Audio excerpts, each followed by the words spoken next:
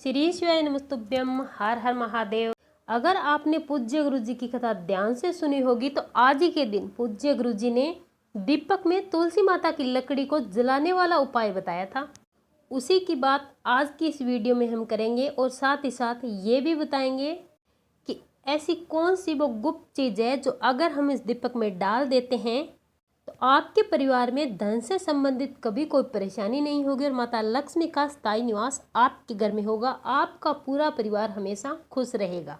पूज्य गुरु जी पंडित प्रदीप जी मिश्रा की कथा से सुन करके समझ करके आपको समझाने का पूरा प्रयास करूंगा, परंतु उससे पहले आपने अभी तक चैनल को सब्सक्राइब नहीं किया तो चैनल को सब्सक्राइब करके वीडियो को लाइक करें और कमेंट बॉक्स में हर हर महादेव जरूर लिखें।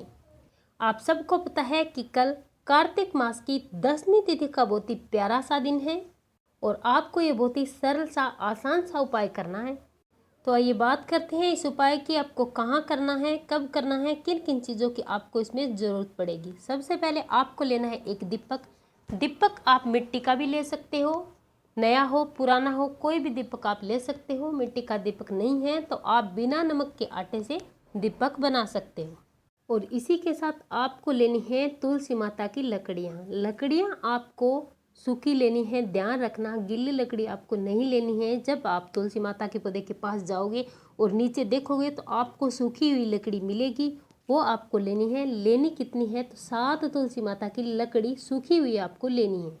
अब एक प्रश्न उठता है कि ये लकड़ियाँ जलती नहीं हैं, तो आपको इन लकड़ियों पर कॉटन जो रुई होती है बत्ती के लिए हम लाते हैं उसे लपेट देना है। लपेट करके आपको इन लकड़ियों को घी में डाल देना है। घी से जब अच्छी तरह से भीग जाए तब आपको इन लकड़ियों को दीपक में लगाना है। दीपक में लकड़ी डालकर आपको गाय माता का घी डालकर इस दीपक को जलाना है।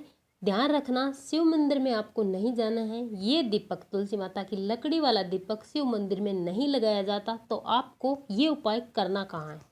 आप इस दीपक को लेकर किसी भी मंदिर में जा सकते हैं। ये उपाय आप अपने घर में भी कर सकते हैं, लेकिन ध्यान इतना रखना है कि तुलसी माता को लेकर के कभी भी शिव मंदिर में नहीं जाया जाता। तो आपको शिव मंदिर छोड़कर बाकी किसी भी मंदिर में आप जा सकते हैं। अगर भगवान सत्यनारायण का मंदिर है तो बहुत ही अच्छी बात है, नहीं तो आप भगवान विष्णु के मंदिर में भी जा सकते हैं, नारायण के मंदिर में भी जा सकते हैं। जिस भी भगवान का मंदिर है शिव भगवान को छोड़कर उस मंदिर में इस दीपक को लेकर जाएं। जा करके भगवान के सामने आपको इस दीपक वाली लकड़ी को प्रज्वलित करना है। भगवान की आपको आरती करना है।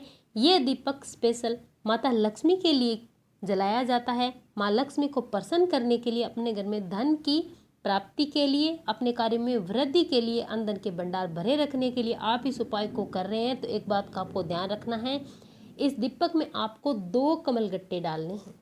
कमलगट्टा आप एक भी डाल सकते हैं, 2 भी डाल सकते हैं। और अगर किसी कारणवश आपके घर में कमलगट्टा नहीं है तो आप फिर कुछ चावल के दाने डाल दीजिए। लेकिन अगर आपने माता लक्ष्मी की पूजा की थी दिवाली पर, वो कमलगट्टे हैं तो आप गंगा जल को धोकर इस कमलगट्टे का उपयोग कर सकते हैं। लेकिन ध्यान रखना आरती करने से पहले नहीं डालना है। आपको आरती करनी है, भगवान नारायण का ध्यान करना है, माता लक्ष्मी का ध्यान करना है। माता लक्ष्मी से आपको अपने घर में भगवान गणेश के साथ, रिद्धि सिद्धि के साथ, भगवान विष्णु के साथ विराजमान होने के लिए, स्थायी रूप से निवास करने के लिए प्रार्थना करनी है।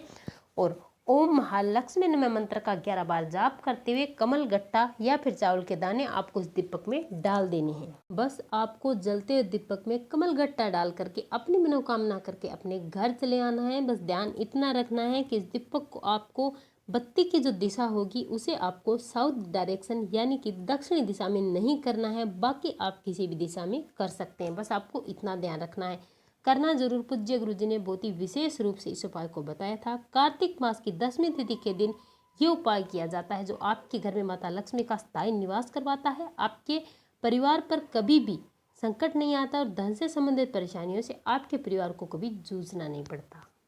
और चलिए अब बढ़ते हैं आज के पूज्य गुरु जी के द्वारा बताए गए दूसरे उपाय की तरफ, जो आपको विशेष तौर पे करना है और नरसिंह भगवान के नाम से करना है। बहुत ही विशेष और महा उपाय है जो आप जरूर करें, चूकना मत।